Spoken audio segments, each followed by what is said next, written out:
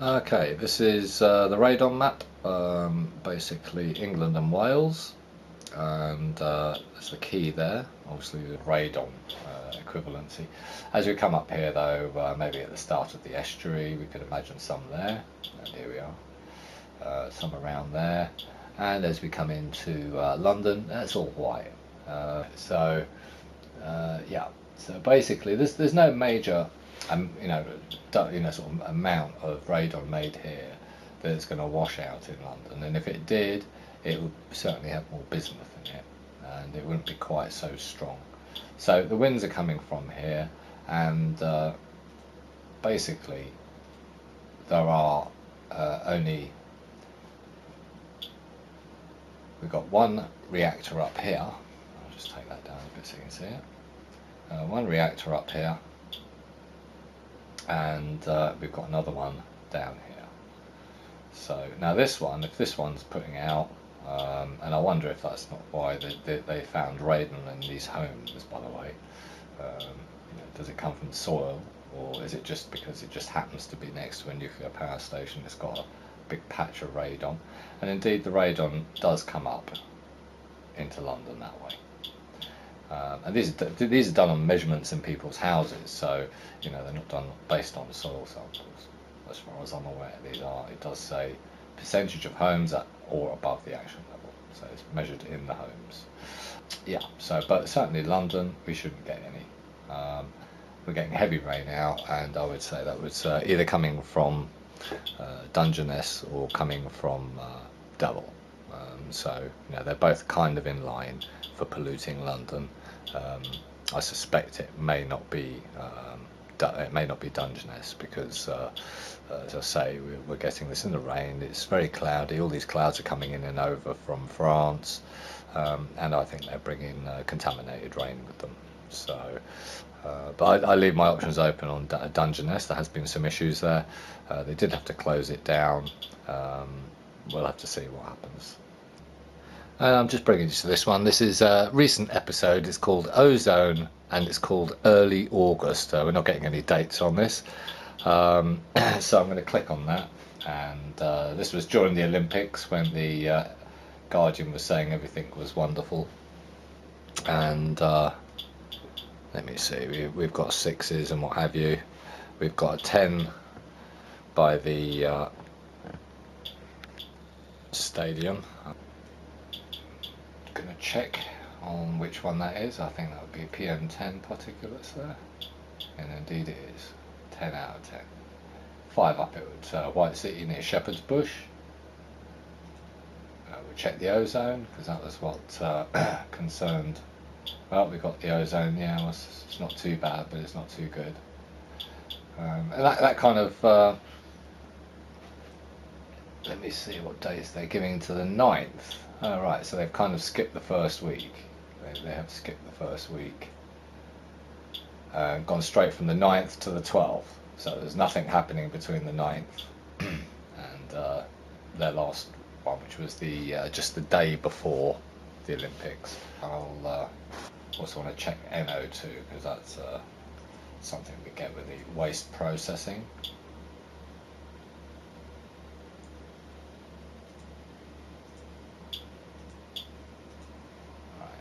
So pretty much the same as the ozone levels. Okay, let's just scroll out a little bit there so you can see that. So, and if I take us out, we can see in the south as well.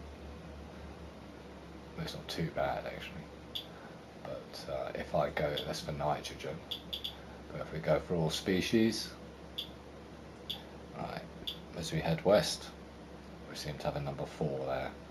Got a 6 and a 10. So, all right, that's that. That was towards the end of the games on the marathon, round about there sometime. Okay, and we're on your depth radiation monitoring map, and you can see in Belgium, you can see a big black spot there. I've already commented on that. And just below that you can see a number of blue spots, which will be the Luxembourg monitors. Obviously it's not necessarily going to go in one direction. This, as the winds are so slow, this will spread out evenly around that area. And this is done on maximum over the last week. I'm just going to take us to a two-day version. And as you can see, the Luxembourg maps are all basically still showing signs of something. And if I can quickly get one up, we're getting up to about 200. But let's try the polyline for a moment, because that looks odd. It does look like maybe there's a few data points missing there as well, and they were written that off for radon spikes, and indeed it is radon, but indeed it is coming from Dole reactor. It's not coming from a natural repository of Earth that emits radon gases. This is a lot. So they're hiding the peaks, so that's one thing. And then when I go to one-day version, that's the last 24 hours, you'll see that France is switched off, completely switched off, just show you that. And of course the UK, which is getting some peaks. I'll go to the only one that I think will register anything, will be this one. Yeah, just towards the end of the day here. This is obviously Odiham, but we do get some movement on the Geiger there, and you can see it's gone from 0.09 to 0.10, which I had during the day yesterday, and then it rises up, but actually it's rising up at lunchtime. So I disagree with last night's one. I think it was a little bit more jumpy than that, but today they're saying it's come up another notch, which although that only says 0.11, you know, I'm getting slightly higher than that. Well, actually, I am actually getting that when it's just the air reading. But obviously the rain has squashed the pollution down a little bit, and there's obviously the dirt on the rag, which I took off a clean surface that I use specifically for that, just to capture some of the dirt to see how reactive it is, and it certainly was very lively. So I could say certainly Belgium, but I don't think there was bismuth in it. I didn't get a huge drop off initially, which would happen with bismuth in the first half hour. So I'm not getting that first half hour major drop. It's come further. And so I would say it's come from Belgium. I think that would have to be my conclusion there. As I said, if it had been from one of the English reactors, I think we would have still had enough bismuth in there to have a 5-minute, you know, sort of like a very quick initial high amount. But that's my theory, and you're welcome to put under the video any sort of ideas you have about that. Okay, so we've done that, and I'll go on. And the time, although the time's actually 2 o'clock now, but starting at 12 o'clock earlier, when I took the rain sample at 12, basically we had winds coming directly from Belgium. So there is obviously an English reactor in the way as well, but if the English reactor was spewing, I think we'd get bismuth in London, which would be much hotter. However, I did a test, and it seemed like quite high in radon. I got up to 1 microsievert, which would be about 10 times above normal background radiation, maybe slightly more. So that's the wind chart. I'm just going to do a projection here as we go through today. You'll see the wind is fairly steady, but this this circulating pattern, as it comes in, it doesn't quite make it to landfall by the look of it, but it does shift the wind, so it will be coming from sort of La Hague, from the more of the north, sort of kind of west of France, and the stuff in Belgium will be heading up towards well, probably Denmark, or it may be going up to Scotland by the look of it. And then as it switches around, yeah, we're getting a very flat.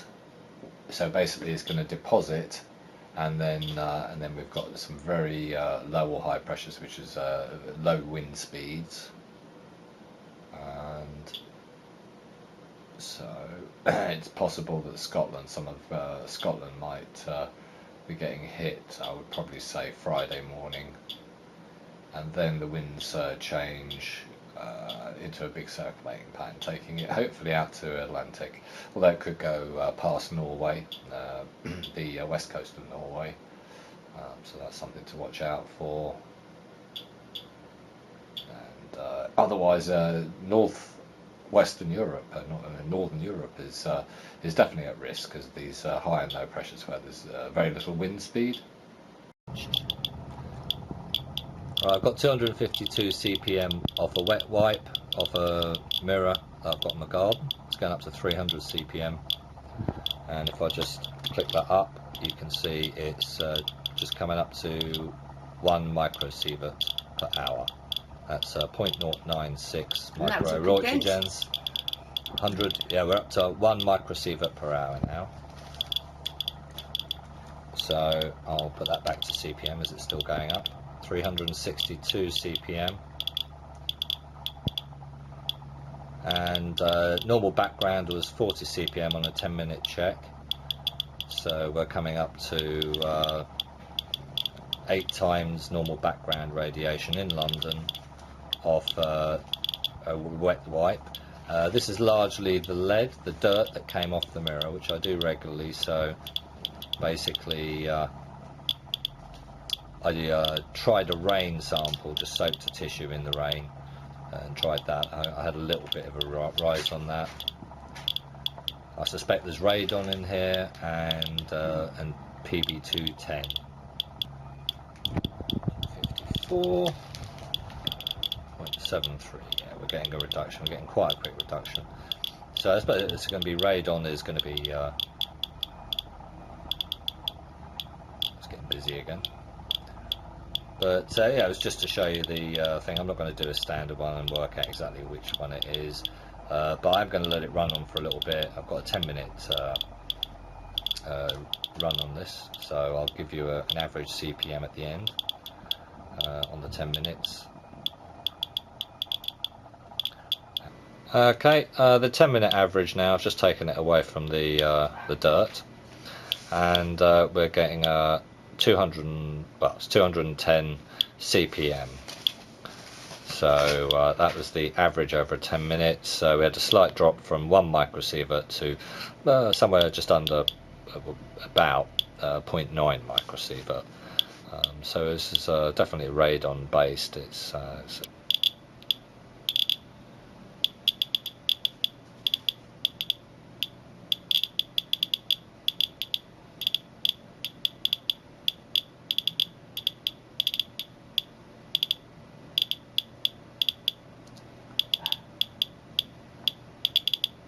still readily going up to 290, 300, 0.9. It's not going to go above that, is it? There.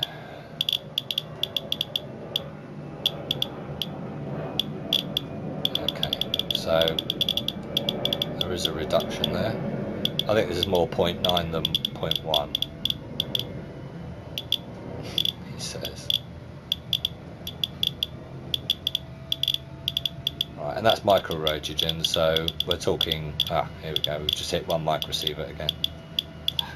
Alright, I'm going to leave this for half an hour and see if it reduces. Otherwise we've got something other than PB10. Okay, I'll just put the cardboard on it. And we're getting around about a 20% drop. It goes from about 150 to 170 now.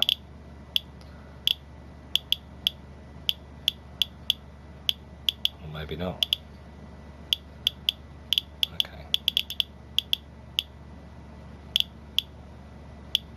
So maybe a 10% drop. I'll just say with the range. Just take it off quickly.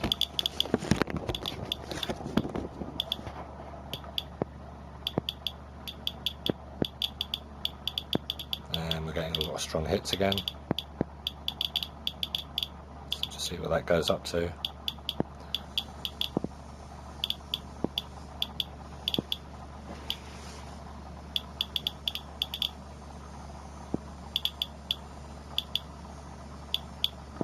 Let's say 230, 190. That's the kind of difference when we put a thin piece of card between the two.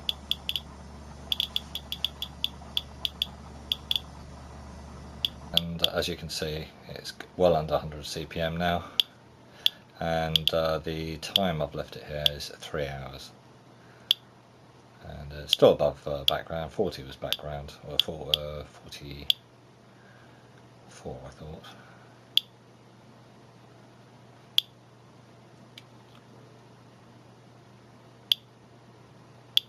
And that's the background. I suspect that'll be the lower end of the reading.